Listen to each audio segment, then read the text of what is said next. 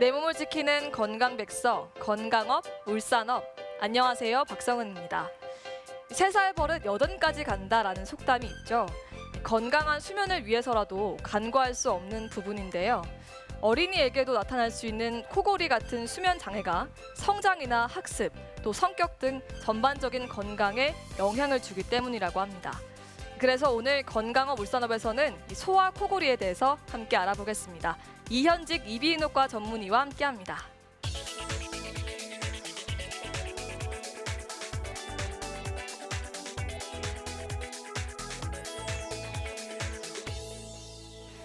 네, 선생님, 이 소아 코골이는 3세에서 12세 어린이 중에 10에서 12% 정도에게 흔히 발생하는 증상이라고 들었는데요. 보통 아이들이 코를 골면 피곤한다거나 감기에 걸렸다, 이 정도로 생각하게 되는데 코를 고는 다른 이유가 있을까요? 유소아에서 코골이도 역시 성인과 마찬가지로 상부호흡기구가 주무시는 동안 좁아지게 되기 때문에 생기게 됩니다. 코감기가 걸려서 콧물이 고이게 되면 아이들은 비공이 어른에 비해서 굉장히 좁기 때문에 조그만 코감기나 콧물에 의해서도 코를 더 많이 골 수가 있게 됩니다. 하지만 만성적인 코골이가 있는 경우에는 유소아의 경우는 대표적으로 입을 벌렸을 때 보이는 편도가 크다든지 코에서 목으로 넘어가는 쪽에 위치하는 편도인 아데노이드 편도가 큰 경우가 대표적으로 만성적인 코골이의 주 원인이 되는 경우가 많습니다. 네, 그렇다면 아이들의 코골이에서도 수면 무호흡이 동반될 수 있는 건가요? 네, 성인과 마찬가지로 코골이가 있는 유소아의 경우에도 대부분은 수면 무호흡이 어느 정도 동반이 됩니다.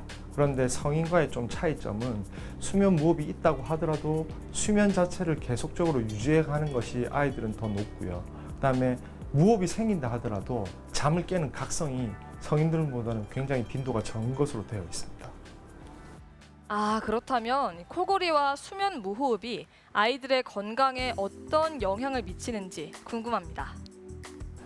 성인에서의 수면 무호흡은 앞서도 이야기 드렸지만 심혈관계 질환이라든지 대사 질환을 장기간으로 지속됐을 때 높이는 것으로 되어 있지만 아이들의 경우에는 그렇지는 않습니다. 다만 아이들의 경우에는 수면 무호흡이 지속될 경우에 저체중이라든지 키가 작은 성장 장애를 유발하는 경우가 많습니다.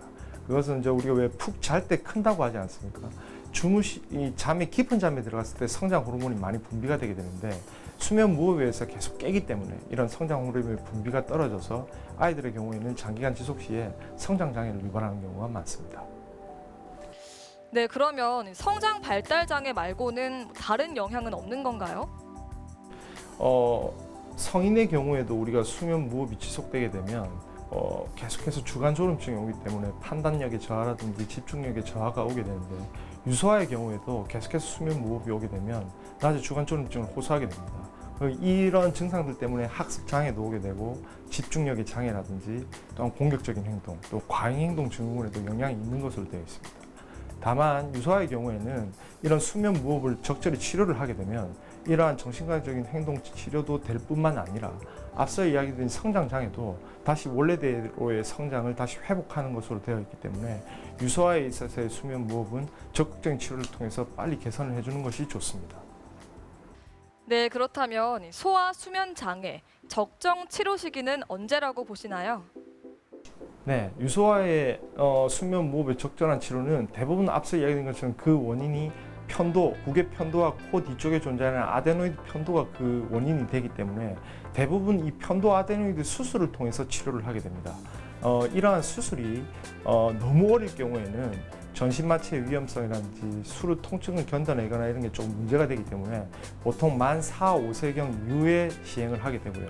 이 정도 나이가 되면 대부분 수술 후에도 적절한 치료를 다 할 수 있는 나이가 되기 때문에 보통 4, 5세경 이후에 치료를 하게 됩니다. 네, 흔히 성인 코골이의 경우에는 정확한 진단을 위해서 수면 다원 검사를 진행한다고 들었습니다. 아이들 역시 수면 다원 검사를 받아야 할까요? 아이들의 경우에는 성인과 달리 수면 다원 검사를 꼭 시행하지는 않습니다. 그 이유가 수면 다원 검사를 하지 않더라도 그 원인이 주로 편도와 아데노이드에 있기 때문에 이는 의학적 검사만으로도 확인이 되기 때문입니다. 뿐만 아니라 수면 다원 검사를 한다고 하더라도 아이들의 경우에는 뇌파 검사기라든지 심전도라든지 산소 포화도를 달고 착용하고 자는 것 자체가 힘들기 때문에 특별한 경우를 제외하고는 수면 저하 검사를 루틴으로 진행하지는 않습니다. 네, 코골이가 심한 성인은 수술을 진행한다고 하는데 이 소아 코골이 치료법은 어떻게 진행이 되나요?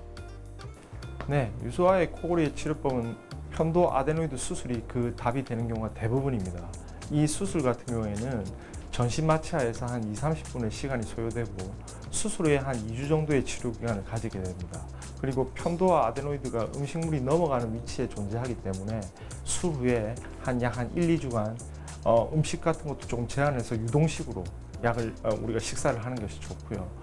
요즘은 피파법이라고 해서 우리가 편도 수술을 할 때 편도를 전체적으로 제거하는 것이 아니라 미세 절삭기를 통해서 안쪽으로 갈아내는 방법을 많이 사용하게 됩니다.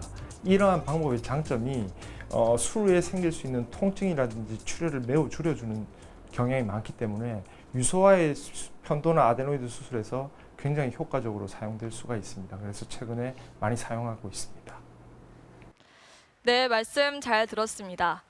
아이가 감기에 자주 걸리고 또 비염이나 축농증 등으로 인해서 편도와 아데노이드가 비대해질 수 있으니까요.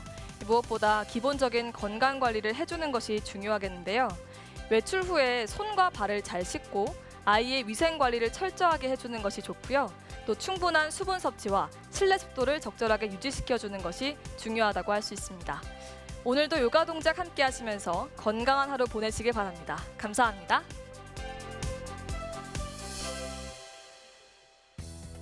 오늘 저와 함께 배워보실 자세는 골반을 바로 잡아주면서 척추와 어깨의 유연성을 향상시켜주는 자세입니다. 자, 바르게 앉으신 상태에서 오른다리 뒤로 해 발등 바닥에 놓고 양쪽 무릎 일직선으로 맞춰주세요. 양손을 골반 뒤로 뻗어 손끝 몸쪽 향해 짚으신 상태에서 척추를 길게 뻗어냅니다. 마시는 호흡에 골반을 바닥에서 들어 정면 향해 지그시 밀어내시며 어깨와 가슴 열어 고개를 뒤로 젖혀줍니다. 천천히 호흡을 5번 반복하셨다가 내쉬는 호흡에 제자리로 돌아옵니다. 자, 골반을 들어주셨을 때 양쪽 골반이 한쪽만 높아지지 않도록 양쪽을 동일하게 천장을 향해 밀어냅니다.